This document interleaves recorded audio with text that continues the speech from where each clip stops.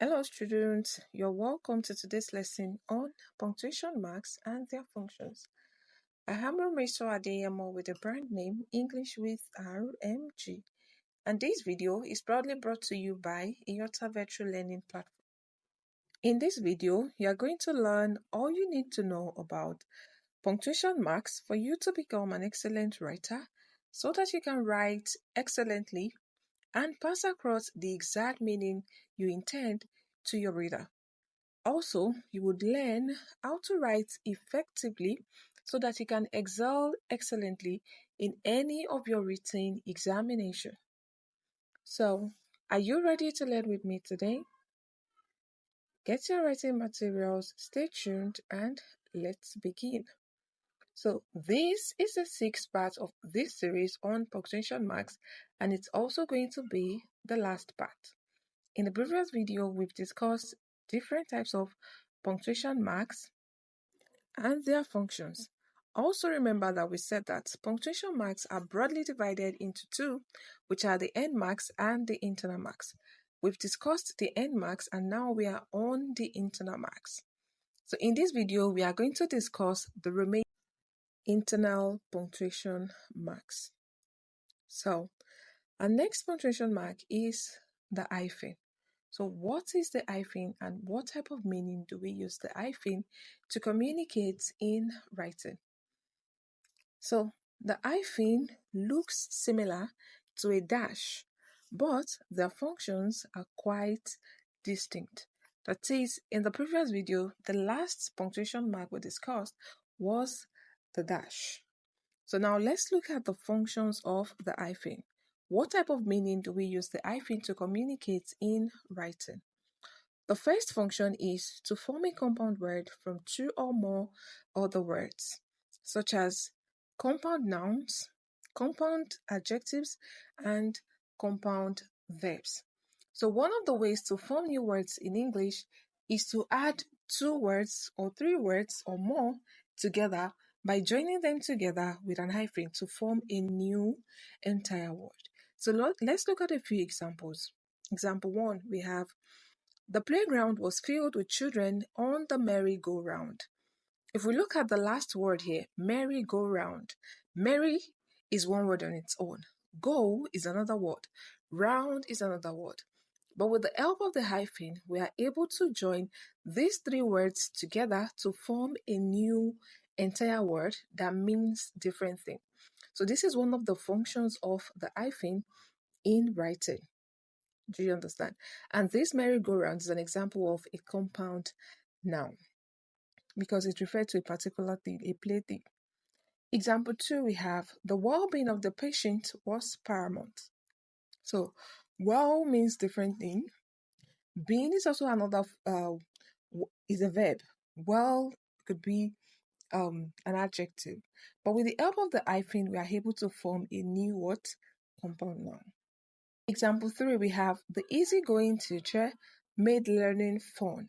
So with the help of the hyphen, we are able to join easy with going, a verb, to form an adjective to describe someone. Now, easygoing means being gentle. Do you understand? So with the help of the hyphen, we can form new words in English. Example 4, we have the bright colored painting caught my eye. This is also another compound adjective that we are able to form with the use of the what? The hyphen. Are you following? So with the use of the hyphen, we can form new entire words from different word classes or parts of speech in English.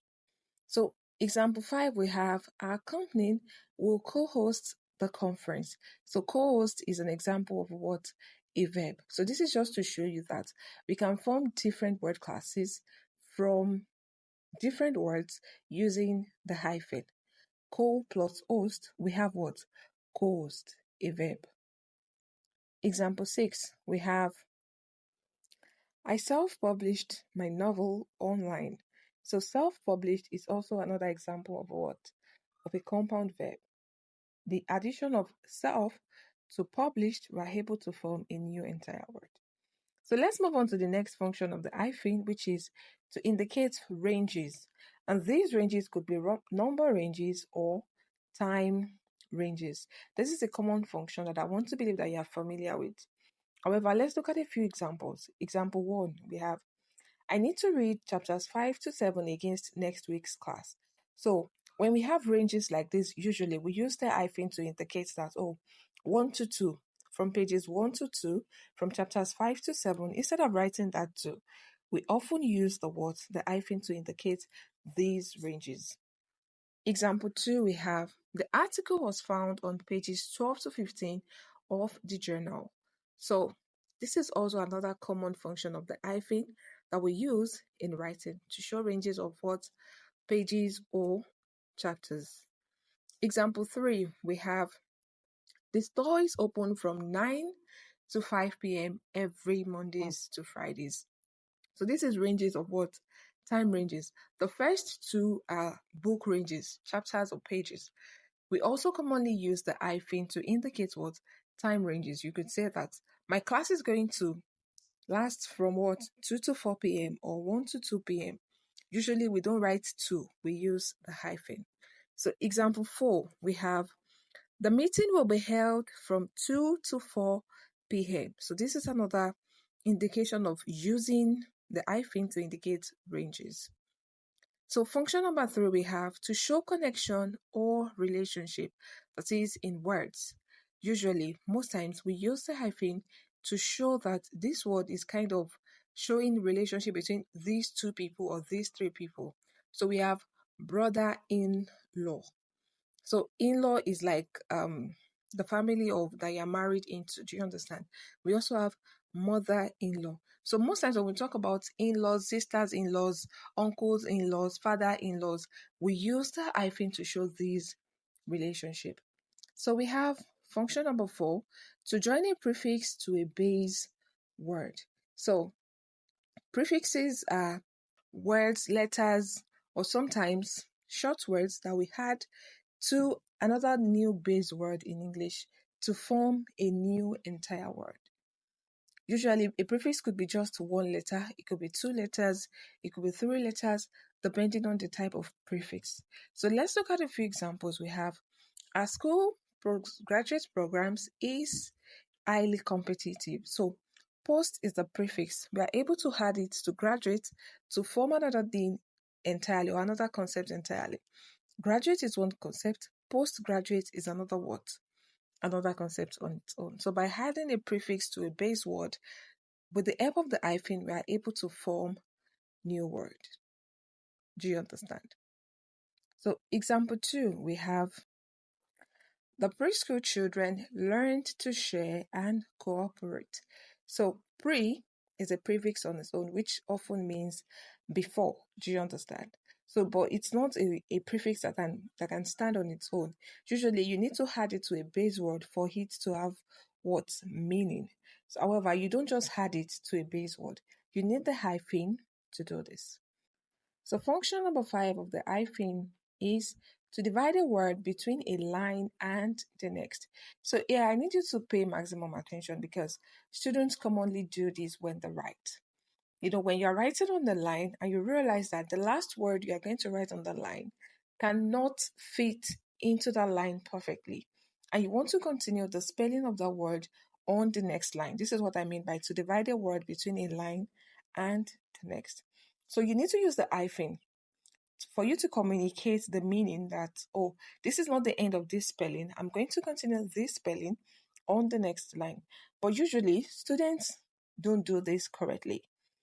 When you are trying to continue a spelling on the next line, make sure that you syllabificate the word. What do I mean by syllabificate? Make sure that you stop at a particular syllable. Do not stop in between a syllable. For example, look at this. I have, our school postgraduate program is highly that's a what? That's a what? Syllable. I'm not going to stop at P and then I go to the next line to continue with E. No, because PE is in one syllable. So I should keep it on the same line.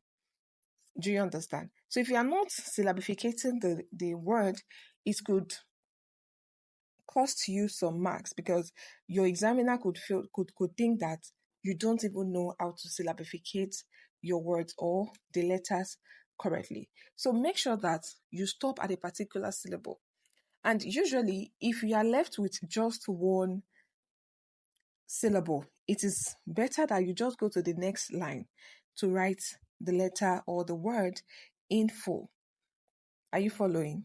Or if you have a word like graduate, it is just two syllables.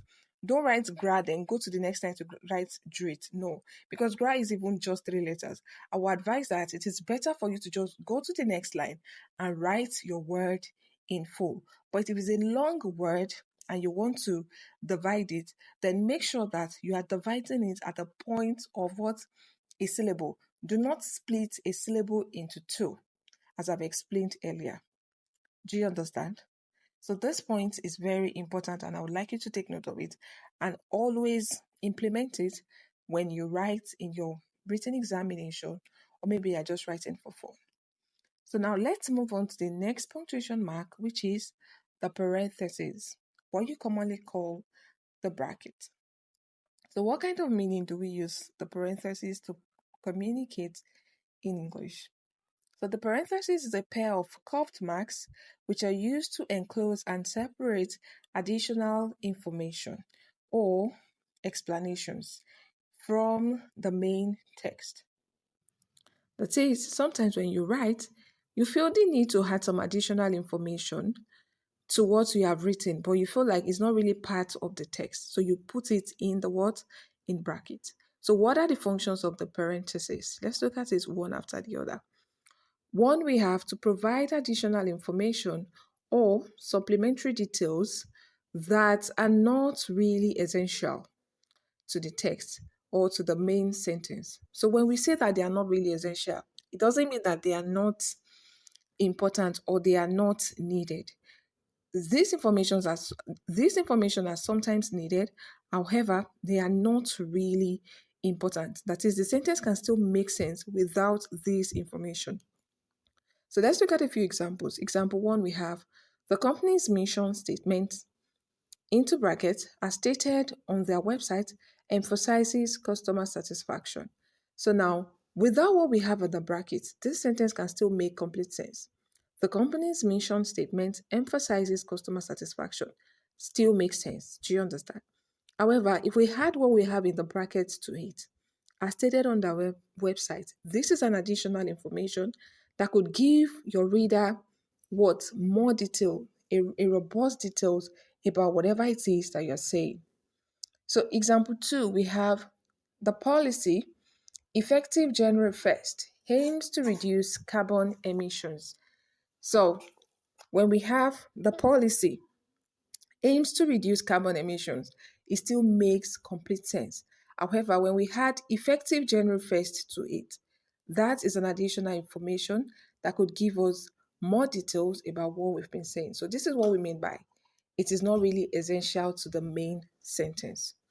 So function number 2, we have to help clarify the meaning of ambiguous or unclear phrases. That is, sometimes when you write, you feel the need to clarify some phrases, some words, some sentences that you've used that you feel like it could be open to multiple meanings. Do you understand? And you do not want your reader to be confused.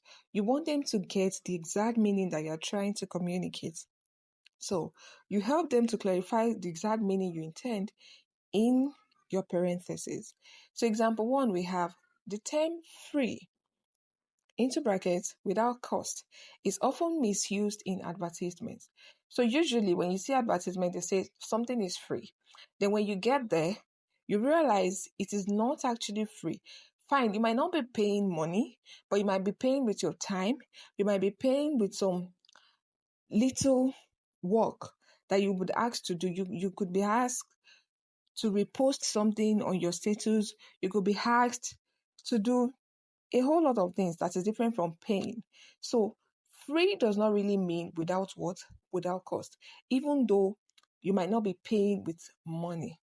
Do you understand? So when you want to say this, that, oh, it is not really free, but you feel the need to clarify that when I say it is not free, it does not mean that you will pay as well.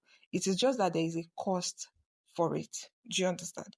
So example 2, we have the new employee, in parenthesis, not the intern, will be responsible for managing the project. So here, someone is trying to say something that maybe there's a new employee and there's also a new intern. So now I want to say the new employee, and I do not want my listener or my reader to confuse it with the new intern. So I put that in brackets, not the intern, in order for me to clarify the ambiguity that the sentence could cause. Do you understand? So when you write sometimes and you are not sure if your reader is going to confuse it with another thing, then you could clarify what you mean in parentheses. So function number 3, we have to provide translations or explanations of foreign words or technical terms.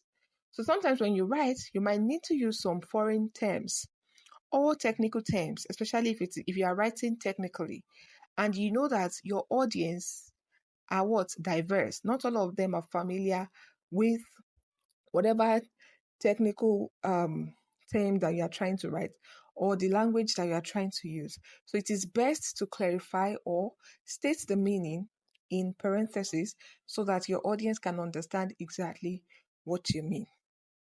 Do you understand? In fact, I would recommend that you always put the full meaning of whatever term you use in brackets. It is not just essential. I would say that it is what? It is needed. It is necessary. So for example, we have the Japanese word ikigai. So into brackets, reason for being is often used to describe one's purpose in life. So the Japanese word ikigai is quite common, but not everybody actually know the meaning. Do you understand? So if you are using languages like this, you should make sure that you write the meaning in brackets so that your audience can understand exactly what you mean, so that you can become a clear writer. This will simply mean that you understand your audience and you understand that your audience can be as diverse as possible. Are you following? So example 2, we have the technical term API. In parentheses, application programming interface refers to a set of rules for building softwares. So we want to believe that not everybody is familiar with this technical term. Some people already know what it means when immediately they read it, but not everybody knows it. Do you understand? So when you write technical terms like this, always make sure that you write the full meaning in parentheses beside it so that your reader can immediately understand what you are referring to, even though they've never met the word before or they've met the term before, but they still do not know the meaning. Are you following? Or in cases of technical term like this, API can even mean something else in another field. So once you've clarified it, your reader knows exactly what you are referring to. So function number 4, we have to set up citations or references in academic writing.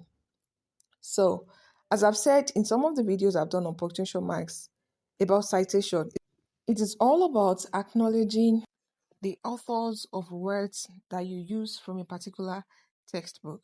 So we often use the parentheses to enclose the name or year in which a particular write-up is written. So example 1, we have, according to a recent study, Smith 2020, climate change is having a significant impact on global ecosystems.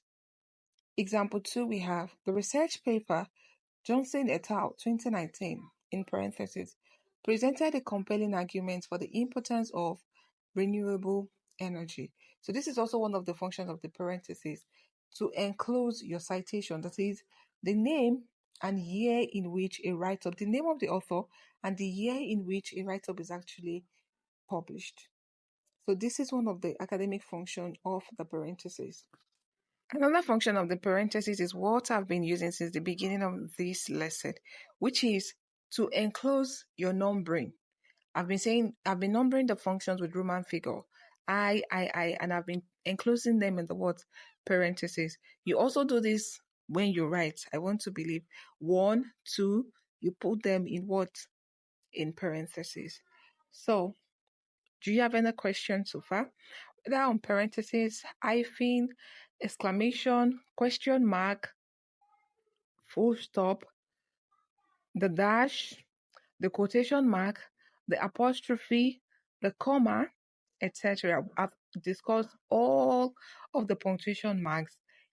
If not in this video, then it's going to be in the previous video. So if you are yet to watch it, you could click on the link below to look for the previous videos and watch so that you can learn how to use the punctuation marks effectively. And if you have any question on any of it, do not hesitate to put it down in the comment section below. I'll be glad to answer all your questions or clarify any confusion that you could have. Again, this is English with RMG. If you are yet to subscribe, kindly do so. Give this video a thumbs up and kindly share with your friends and family. Let them learn as well. Share with them, especially those that are preparing for one English examination or the other. This video is going to be beneficial to them.